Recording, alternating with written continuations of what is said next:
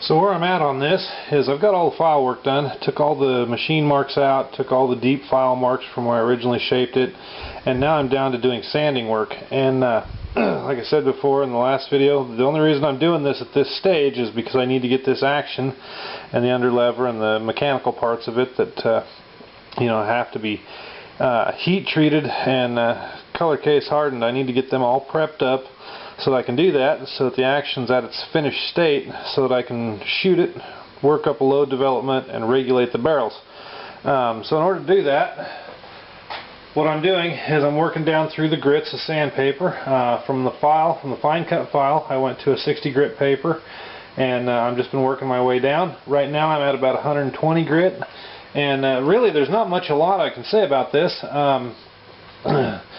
I try to sand everything linear so that it's all running in one direction. I try not to cross cut the grain. Once I start sanding, I try to keep everything going the same way, and so when I transition from one grit to the next, I try to keep everything sanding in a linear stroke. I think that makes for a nicer finish, and you don't get any little undercuts in the finish, so I think that helps a lot. The only other thing I should mention, I suppose, is as I work down through these grits, I'm sanding wood and metal at the same time. I'm taking the finish down all at the same time, and so one thing a guy does have to be careful of is not to over sand the wood. You want to take the wood and metal down at the same time, so you don't want to put more pressure on the wood than what you're putting on metal. The wood cuts faster, it's softer obviously, so it makes it, you can't easily undercut the wood on these edges. So a guy kind of has to watch out for that, and just be cautious not to leave the wood undercut around the edges of the metal. So other than that, it's just a matter of work everything down in a grit, whatever grit you're on, and then go to the next grit and you sand it. And what you'll notice is as you transition from one grit to the next, anything you missed, any little gouges or nicks or anything that are left from the last grit, you'll notice that they start to show up. So you have to go back a grit, re-sand those areas, and clean up all the gouges that that heavier grit didn't get, and then go back and go to the next higher grit of paper. So it's just a back and forth process, takes a little time. I could, I suppose, just sand the metal work and get it heat treated and color cased and take care of the rest later, but since I'm doing it, I might as well do the wood and metal and get everything done all at the same time. In between each sanding grit, in order to get a really smooth finish on the wood, what I do is I spray it with water, and hopefully having my camera in real tight on a macro setting can show you this, but you see all the little bumps it raises, those are called whiskers, and so it's called whiskering obviously. But in between grits I spray it with water, let it dry, and it raises all these whiskers up, and that way so the next grit of sandpaper I go over it with, it'll knock all those whiskers off. And I just do that in between every sanding, and when I get to my final grit for this, which is going to be 400 grit, I'll do it several times, whisker it and sand it, whisker it and sand it with 400 grit until it won't raise any whiskers anymore, and then I know that it's as smooth as it's ever going to get at that grit. So there's the bulk of the work of it done.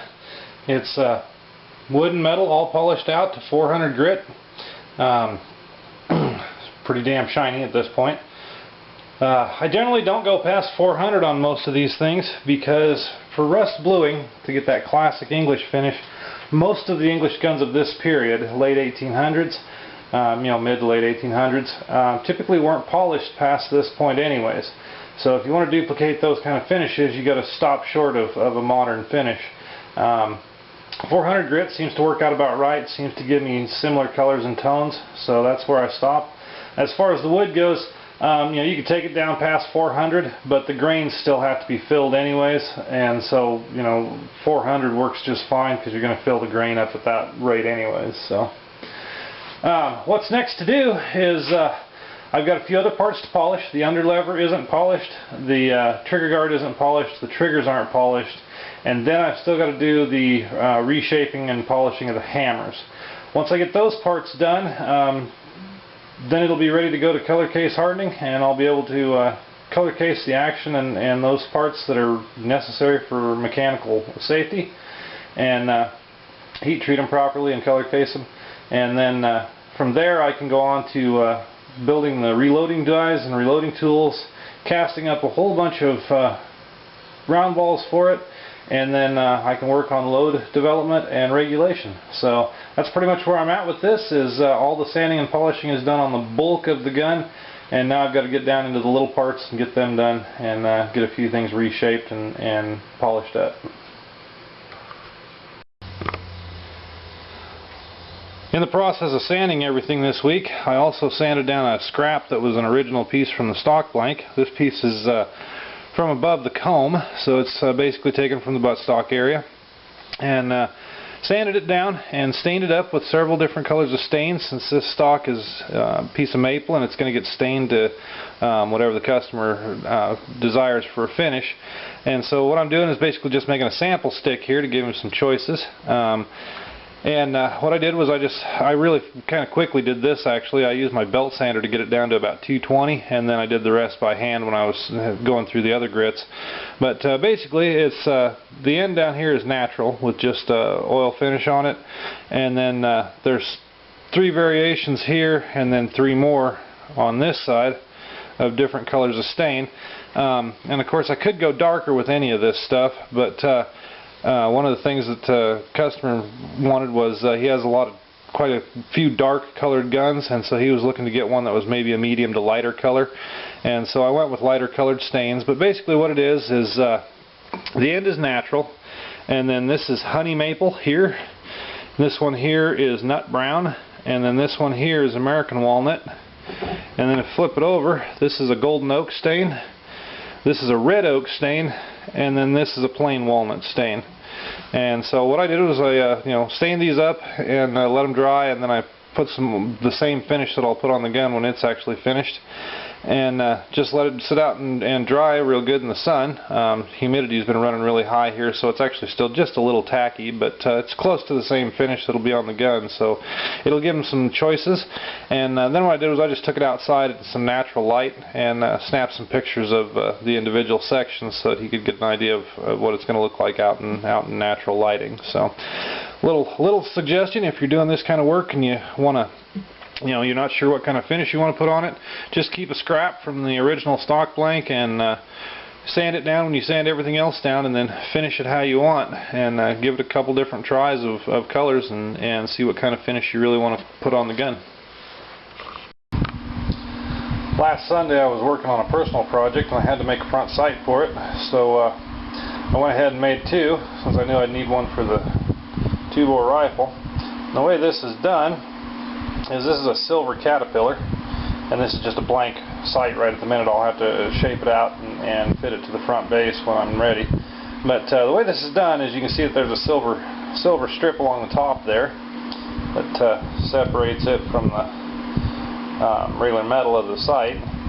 And what I do is I take a piece of silver round stock, and you can buy that at jeweler's supply or whatever. This stuff's pretty close to 3/32 in diameter, so it's kind of a small bead, but it works out real nice for a sight, front sight. And you take a piece of stock, whatever height you need. In this case, this is 1/4 by 1/4 stock, and you solder the piece of silver solder right down to the top of it. And you use high force 44 works good. And you're not going to get even close to the silver's melting temperature with using high force, but it makes a real good bond to it. And then you stick it in the mill and use a ball cutter to make the nice round shapes on both sides. And then you polish it all up and shape it what you need to, and you get a real nice sight that's got a real good looking full-length silver Caterpillar on top of it. So pretty simple to make. But it's just one of those pieces that I happened to be making one for a different project last Sunday, and so I figured I'd go ahead and make this up while I was doing it. So I got everything polished up, underlever, trigger guard, triggers, screws, everything except for the hammer on each side is ready to go. You can see there's some alignment issues here. There's a couple things I have to do to these hammers.